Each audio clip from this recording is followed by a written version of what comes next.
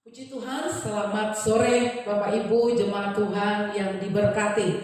Kita akan beribadah pada sore hari ini, kita akan memuji memuliakan Tuhan. Kami bersyukur kepadamu Bapa yang baik dalam surga. Terima kasih untuk hari ini kami boleh ada semua karena kemurahan Tuhan. Dan hari ini hati kami tetap penuh dengan sukacita. Kami bersyukur Tuhan, kami tahu Engkau baik. Engkau baik, Engkau baik Tuhan. Kami akan mulaikan ibadah kami akan memuliakan Tuhan. Kami tahu Engkau bertahta di atas setiap pujian dan Engkau hadir di tengah-tengah kami. Dalam nama Tuhan Yesus kami berdoa bersyukur. Haleluya. Amin. Terima kasih Tuhan. Sungguh besar setiamu Kau nyatakan bagiku. Haleluya. Terima kasih Tuhan.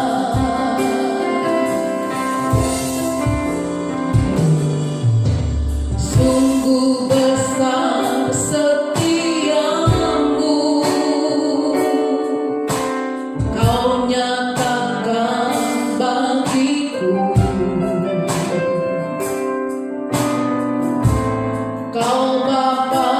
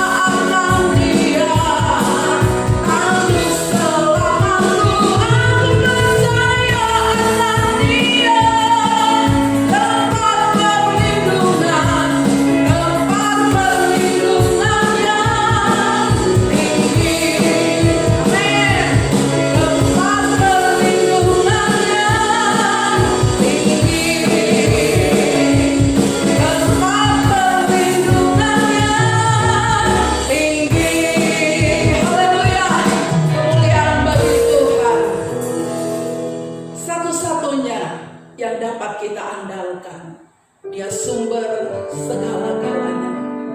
Hanya Tuhan andalan kita. Terima kasih Bapa yang baik. Terima kasih Tuhan Yesus. Terima kasih Allah Roh Kudus. Engkau Tuhan yang setia, waktumu selalu yang terbaik. Engkau Tuhan sandaranku,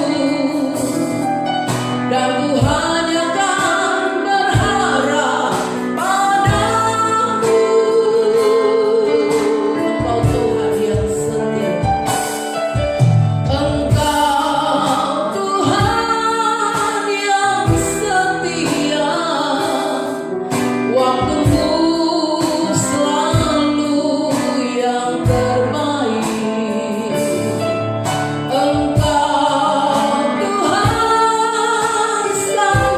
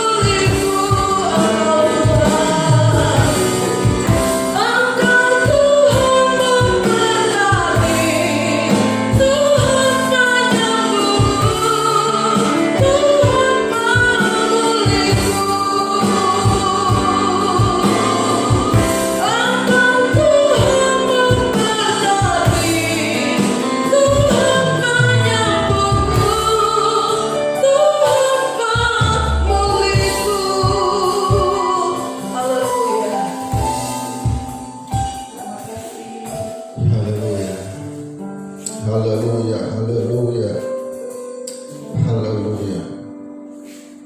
Engkau satu-satunya Allah yang kami andalkan. Engkau satu-satunya Allah yang sanggup menolong kami. Engkau satu-satunya Allah yang sanggup memulihkan kami. Berbicara kepada kami Tuhan pada saat ini, sehingga kami akan dikuatkan, kami diteguhkan, kami dihiburkan, bahkan Engkau tegur kami ketika kami sudah salah. Berbicaralah lewat hamba-Mu dalam nama Yesus. Haleluya. Amin. Puji Tuhan Bapak Ibu, pada sore hari ini kita akan melihat kebenaran firman Tuhan. Saya mengajak saudara untuk kita melihat dari kitab 1 Raja-Raja pasal yang ke-17. 1 Raja-Raja pasal yang ke-17, kita akan membaca ada 2 ayat saudara-saudara. Ayat yang pertama dan ayat yang terakhir dari 1 Raja-Raja pasal yang ke-17. Firman Tuhan berkata demikian. 1 Raja-Raja 17 ayat pertama. Lalu berkatalah Elia orang Tisbe dari Tisbe Gilead kepada Ahab, demi Tuhan yang hidup Allah Israel yang kulayani, sesungguhnya tidak akan ada embun atau hujan pada tahun-tahun ini kecuali kukatakan. Kemudian kita melompat ke ayat yang ke-24. Kemudian kata perempuan itu kepada Elia, sekarang aku tahu bahwa engkau abdi Allah dan firman Tuhan yang kau ucapkan itu adalah benar. Pada saat ini saudara-saudara, saya ingin berbicara tentang pelatihan rohani.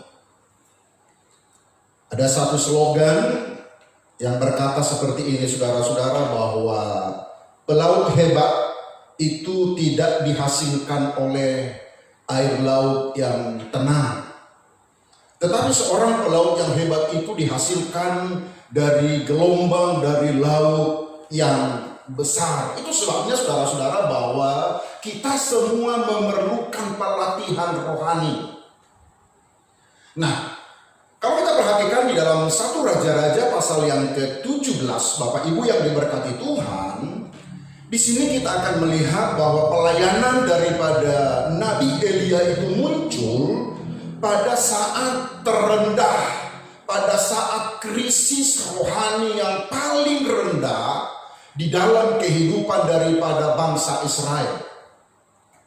Nah, kita perlu memahami saudara-saudara, kalau kita bicara tentang 1 Raja-Raja pasal yang ke-17, ya, kita akan harus memahami saudara-saudara bahwa pada waktu itu kerajaan Israel itu sudah terpecah menjadi 2. Jadi kalau kita perhatikan peristiwa di dalam 1 Raja-Raja pasal yang ke-17, ini adalah peristiwa yang terjadi di kerajaan Israel yang ada di sebelah utara dengan ibu kotanya Samaria. Karena di selatan saudara-saudara itu adalah kerajaan Yehuda dengan ibu kota Yerusalem. Jadi dalam pasal yang ke-17 ini kita perhatikan, ini adalah peristiwa yang ada di utara, di dalam kerajaan Israel pada waktu itu saudara-saudara. Nah, ketika Elia tampil sebagai nabi yang menyuarakan firman Tuhan, kita perlu menyadari bahwa pada saat itu yang menjadi raja adalah Raja Ahab. Dan coba kita mundur beberapa pasal, saudara, satu pasal di dalam pasal yang ke-16, ayat 31 sampai 33. 1 Raja-Raja pasal 16, ayat 31 sampai 33. Seakan-akan belum cukup ia hidup dalam dosa-dosa Yerobeam bin Nebat, maka ia mengambil pula Isabel anak Etbal raja orang Sidon menjadi istrinya, sehingga ia pergi beribadah kepada Baal dan sujud menyembah kepadanya. Kemudian ia membuat mesbah untuk Baal itu di kuil Baal yang didirikannya di Samaria.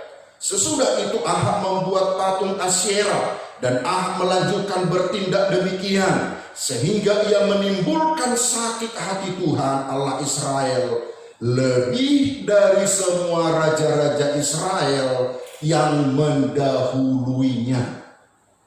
Jadi saudara perhatikan pada waktu itu yang menjadi raja adalah Raja Ahab. Dan di dalam ayat yang ke-33 dikatakan bahwa ia melakukan sesuatu yang menimbulkan sakit hati Tuhan Allah Israel lebih dari semua raja-raja Israel yang mendahuluinya. Jadi kerohanian daripada bangsa Israel pada waktu itu ada dalam titik yang terendah. Nah, pada waktu itulah saudara-saudaraku Elia tampil. Ia tampil untuk konfrontasi ilahi dengan Ahab pada waktu itu yang telah menikah dengan Isabel. Dan ketika Isabel masuk ke kerajaan Israel, saudara-saudara, dia juga datang membawa warisan, yaitu penyembahan berhala kepada Baal. Jadi ini yang pada waktu itu terjadi dalam kehidupan daripada bangsa Israel. Bapak Ibu yang diberkati Tuhan, dalam satu sisi saudara, kalau kita membaca, setelah Ahab menjadi raja, maka saudaraku akan melihat pada waktu itulah penyembahan kepada Baal itu diperkenalkan secara terbuka. Artinya apa saudara-saudara? Atmosfer rohani daripada kerajaan itu adalah penyembahan kepada Baal. Sementara Elia itu artinya, nama Elia itu artinya Allahku adalah Yehova. Dan Ahab memperkenalkan Baal adalah Allahku. Untuk menghadapi keadaan inilah saudara-saudaraku, untuk mengembalikan situasi ini, maka kita melihat Allah memanggil seorang yang bernama Elia. Kemunculan Elia, kalau kita perhatikan di dalam kebenaran firman Tuhan, saudara-saudara, saya ingin sampaikan pada saat ini, saudara-saudara, Allah mencari orang-orang yang khusus pada masa-masa sulit. Sekali lagi, saudara-saudara, Allah mencari orang-orang khusus pada situasi, pada keadaan-keadaan sulit. Tuhan membutuhkan orang-orang khusus untuk menyinari kegelapan. Dan kalau kita perhatikan, ternyata dalam peristiwa ini Tuhan tidak menemukan itu di istana. Tuhan tidak menemukan itu di orang-orang pintar akademisi, saudara-saudara. Tetapi Tuhan menemukan itu di rumah orang biasa. Itu sebabnya Bapak Ibu yang diberkati Tuhan, kalau kita perhatikan di dalam peristiwa ini, Allah mencari orang-orang yang bisa berdiri dengan tulang punggung yang kuat. Sekalipun dia menghadapi tekanan, sekalipun dia menghadapi tantangan, tetapi dia tetap berdiri menyatakan kebenaran firman Tuhan. Tetapi saudara-saudara, seperti yang saya katakan tadi bahwa Tuhan melatih Elia. Tuhan mempersiapkan Elia. Pelatihan rohani harus dijalani oleh Elia. Di dalam ayat pokok yang kita baca tadi, kalau kita perhatikan, coba kita bandingkan kedua ayat ini, saudara. 1 Raja-Raja pasal 17 ayat pertama dengan 1 Raja-Raja 17 ayat yang ke-24. Saudara akan menemukan di situ perubahan predikat yang melekat kepada Elia. Di dalam ayat pertama dikatakan Elia itu orang Tisbe. Jadi ini hanya catatan saudara-saudaraku, kita tidak tahu banyak tentang kehidupan daripada Elia sebelumnya. Dia katakan hanya orang Tisbe dari Tisbe Gilead. Jadi dia hanya orang Tisbe. Tetapi dari ayat yang kedua sampai ayat yang ke-23, di situ ada dua pelatihan yang Tuhan berikan kepada Elia. Itu sebabnya di dalam ayat 24 tidak dikatakan lagi bahwa Elia orang Tisbe. Ayat itu berkata begini, sekarang aku tahu bahwa engkau abdi Allah. Kalau bahasa Inggris dipakai kata man of God, manusianya Allah. Kenapa bisa berubah? Elia hanya orang Tisbe, sekarang menjadi orangnya Allah. menjadi abdi Allah. Ini yang ingin saya sampaikan pada saat ini, saudara-saudara. Elia melewati yang namanya pelatihan rohani. Hari-hari ini saya percaya Allah mencari orang-orang khusus untuk berdiri bagi keluarganya masing-masing. Allah mencari orang-orang khusus ketika engkau di sekolah, di bisnis, di kantor, di pabrik, di ruang rapat, di ruang makan, di gereja. Tuhan sedang mencari orang-orang khusus yang berani menyatakan kebenaran. Dan saya berdoa orang-orang itu adalah semua jemaat yang kami layani. Dimanapun engkau berada, engkau berani menyatakan kebenaran, tetapi melewati pelatihan rohani. Nah, coba kita perhatikan saudara-saudara. Yang pertama, bagaimanakah Tuhan melatih Elia? Kalau kita kembali ke dalam 1 Raja-Raja pasal 17, ayat yang kedua dan ayat yang ketiga, Bapak Ibu perhatikan. Mari saudara buka Alkitabmu. 1 Raja-Raja 17 ayat 2 dan ayat yang ketiga.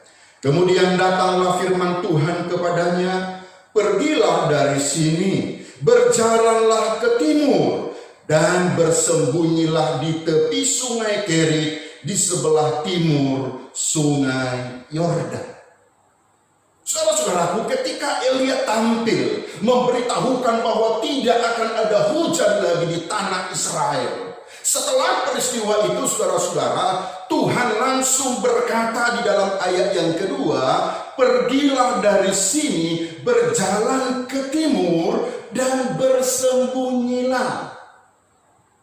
Saudara-saudara yang diberkati Tuhan, sebagai seorang nabi, saya percaya bagi seorang nabi adalah sesuatu yang sangat sulit ketika dia harus bersembunyi.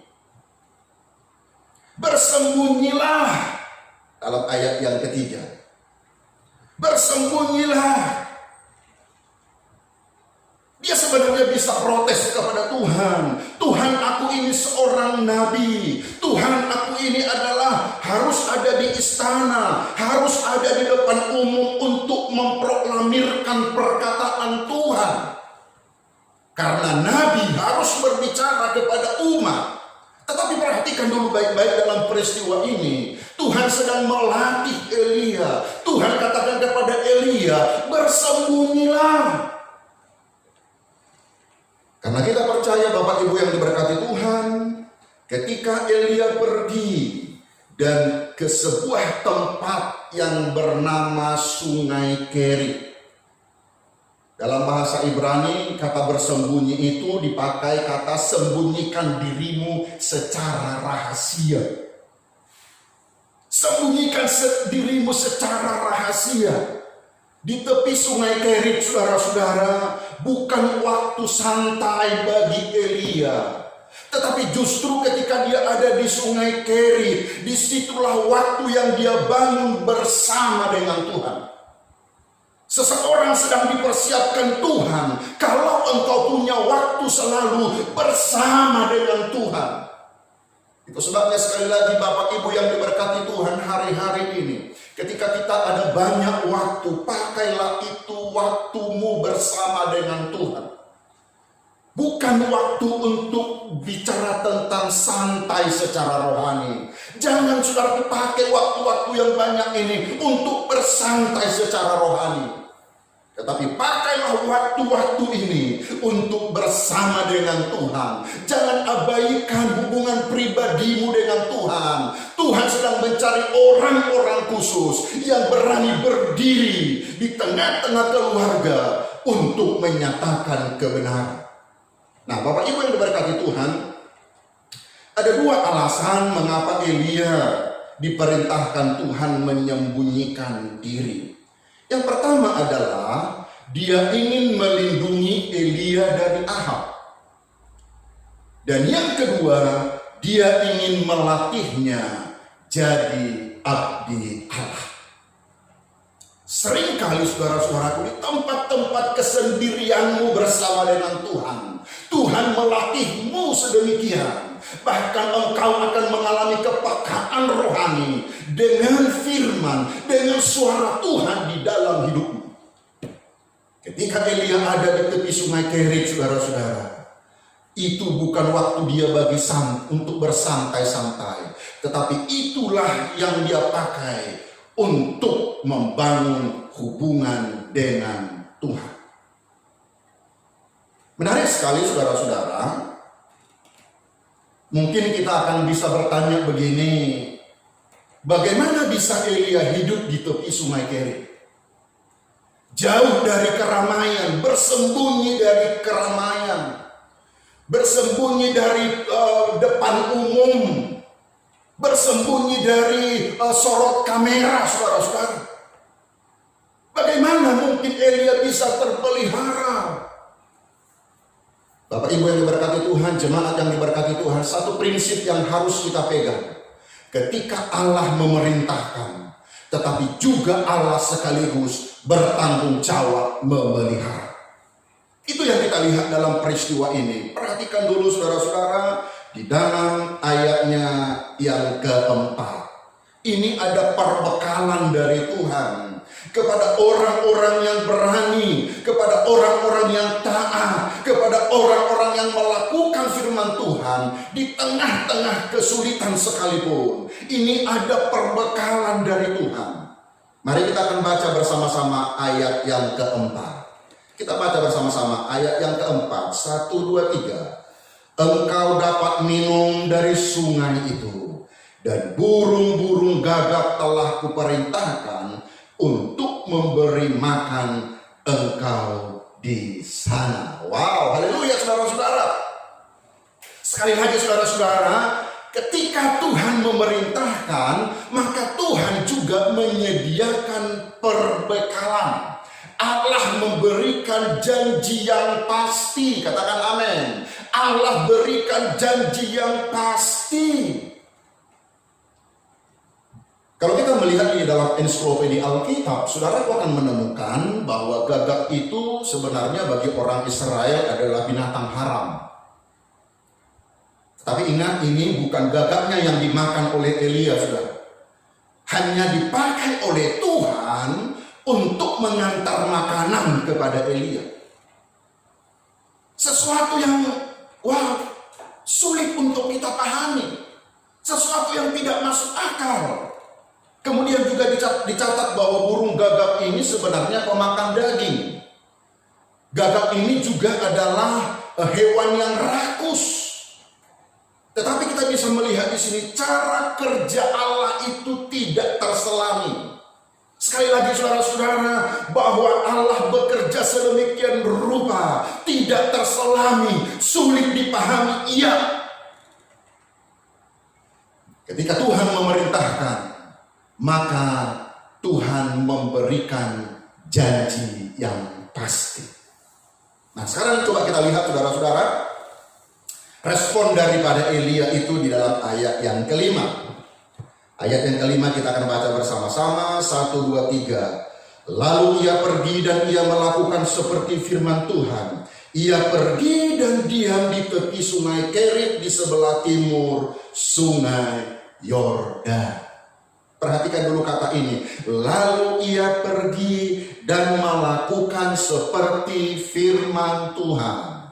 Rahasia kita melihat penyediaan Tuhan, perbekalan dari Tuhan tersedia untuk kita ketika kita pergi melakukan seperti firman Tuhan. Jemaat yang diberkati Tuhan, setialah lakukan firman Tuhan. Lakukan seperti yang Tuhan katakan. Engkau akan melihat penyediaan perbekalan dari Allah. Mari kita akan lihat baca bersama-sama ayat yang ke-6 sebagai ayat yang terakhir. Ayat yang ke-6 dari 1 Raja-Raja 17. Pada waktu pagi dan petang burung-burung gagak membawa roti dan daging kepadanya, dan ia minum dari sungai itu. Sekali lagi baca saudaraku. Pada waktu pagi dan petang burung-burung gagak membawa roti dan daging kepadanya, dan ia minum dari sungai itu. Tanpa pertimbangan sedikit pun Elia taat, bahkan tanpa bertanya untuk apa. Tetapi ini mengajarkan kepada kita untuk mempercayai dan mentaati Tuhan, walaupun kadang-kadang perintah yang disampaikan Tuhan sulit untuk kita pikirkan. Rahasia menerima perbekalan dari Tuhan ketika kita lakukan firman Tuhan. Anak-anak muda, lakukan firman Tuhan. Orang-orang tua, pemuda remaja, anak-anak sekolah minggu, mari lakukan seperti firman Tuhan. Kita akan melihat penyediaan dari Allah. Mari pada sore hari ini kita katakan bersama-sama, satu-satunya yang kuandalkan hanya Engkau Tuhan. Haleluya. Mari tutup Alkitab saudara, kita akan menyembah Tuhan. Terima kasih Tuhan. Haleluya. Engkau Tuhan yang setia, waktumu selalu yang terbaik. Engkau Tuhan sandaranku, dan ku hanya akan berharap padamu. Engkau Tuhan, haleluya. Engkau Tuhan yang setia, amin. Waktumu selalu yang terbaik. Engkau Tuhan sandaranku, dan ku hanya akan berharap padamu. Mari katakan padamu sama-sama, katakan satu-satunya yang ku andalkan, satu-satunya yang ku percaya. Engkau sumber kekuatan, sumber pengharapan, sumber kedamaian. Satu-satunya yang ku andalkan, satu-satunya yang ku percaya. Engkau Tuhan memberkati, Tuhan menyembuhkan, Tuhan peduli. Satu-satunya, haleluya. Satu-satunya yang ku andalkan, satu-satunya yang ku percaya. Engkau sumber kekuatan, sumber pengharapan, sumber kedamaian. Satu-satunya yang ku andalkan, satu-satunya yang ku percaya. Engkau Tuhan memberkati, Tuhan penyembuh, Tuhan pemulihku. Haleluya, haleluya, haleluya.